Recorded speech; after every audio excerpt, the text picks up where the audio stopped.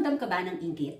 Yung bang pag nag-open ka at nag-scroll ka sa Facebook, makikita mo yung kakilala mo, yung kapitbahay mo, o yung kaibigan mo, kaklase mo, wow, may bago siyang bahay, may bago siyang kotse, may bago siyang business, marami siyang properties, investments, malaki at mataas ang benta niya sa business niya. Tapos ikaw parang feeling mo, ay, buti pa siya, successful na ako, ito pa rin ako, ganito pa rin ako, ordinary, wala pa akong naiipon, wala pa akong napupunta, manghihina ka na ngayon, parang feeling mo, talunan ka, something like that. Yun ay parang naiinggit ka, hindi ka masaya sa success ng iba. Alam mo ba na pwede natin mapaglabanan niya? At dapat nating i-overcome yan, friends, kasi kapag tayo ay nag-operate sa inggit, hinayaan natin na umano siya sa'yo, dumikit siya sa'yo, nako, bad energy siya, friends. Mabigat siyang energy at mas lalong hindi ka aangat sa buhay. Kailangan natin niyang i-overcome. Number one, friends, i-change mo yung belief mo, yung perspective mo.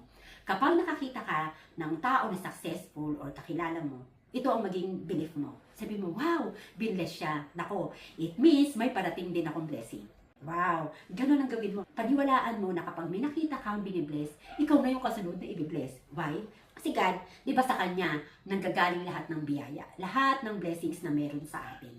At si God is our spiritual parent. Parang magulang natin siya. Tayong lahat, isipin mo na tayong lahat ng tao sa mundo ay magkakapatid. Kapag ang magulang natin may pasalubong, may blessing sa isang anak, naku friends, hindi pwedeng, hindi rin tayo bibigyan. Hindi pwedeng hindi bibigyan yung magkakapatid, di ba? Kung tatlo silang magkakapatid. Alam mo namang isa lang, si bunso lang yung may pasalubong. Di ba lahat yan, pantay-pantay.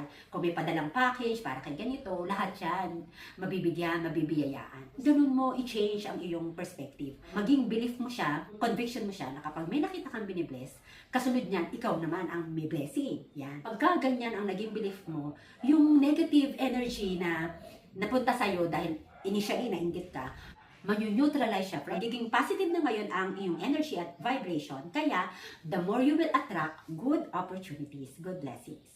Number 2, friend, the more nating i-appreciate, i-thank si God. Pasalamatan natin si Lord, i-acknowledge natin si God, i-honor natin siya. Naku, God, sabihin natin ganito, God, super bait mo talaga.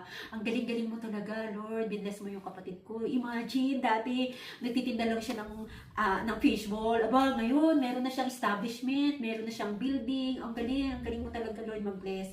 Super. At saka, you are so just kasi nakita mo yung effort niya, kaya pinagpala mo siya. Ang galing mo talaga, Lord. Thank you, Lord. Sincerely, from your heart, in-acknowledge mo na si God talaga yung may power para i-prosper niya yung tao. Ako, maririnig ka ni Lord. Aba, itong anak ko na to, ito yung binless ko, pero siya yung nagpasalamat. O, di ba? Nako, may blessing kang kasamit niya. Kaya kaysa magagalit ka, magko-komento ka, di ba? Ibabash mo yung nakita mo na pinaprosper, ganito, ganyan. Pag-iisipan mo ng masama, lalong bibigat lang yung karma sa buhay natin pag ganyan. Kailangan, i-appreciate natin si Lord sa mga blessings na natatanggap ng kapatid natin. At sure, meron ka ding mga blessings sa buhay mo. Doon mo i-focus ang isip mo na hindi ka nawawalan kapag ka nagkakaroon ng blessing ang iba. Ang pangatlo, kapag ka may nakita kang binibless, ako friends, i-pray mo siya lalo. Ipag-pray mo na ma-enjoy naman niya yung blessing niya. Kalungkot na maraming naging successful sa buhay. Di ba, ang daming mayayaman. Pero bakit kakaroon ng depression? Hindi sila masaya? Hindi nila na-enjoy ang kanilang success, ang kanilang pera, ang kanilang mga properties, ganyan natin. Naku Lord, I pray na i-bless niyo po siya, salamat po sa blessing niya. I pray na ma-enjoy niya po ang kanyang success, ang kanyang pinaghirapan, maging happy po siya, at magpatuloy pa po ang kanyang prosperity, ang kanyang abundance sa buhay. Naku friends, alam mo kung bakit? Kapag pinag-pray mo ang iba, sabi nga di ba, what you wish for others comes back to you. Kung ano daw yung gawin natin, kung ano yung i-wish natin sa iba, ipag-pray natin sa iba, yun ang babalik sa atin. Dahil naging maganda yung intensyon natin sa kapwa natin, winish natin siya ng more happiness, more success, more prosperity, yun ang babalik sa atin. Yun ang dadating sa buhay natin. Okay, friends? So, I hope pag ginawa mo yung tatlong yan, ay nako, ngingitian mo na lang yung inggit.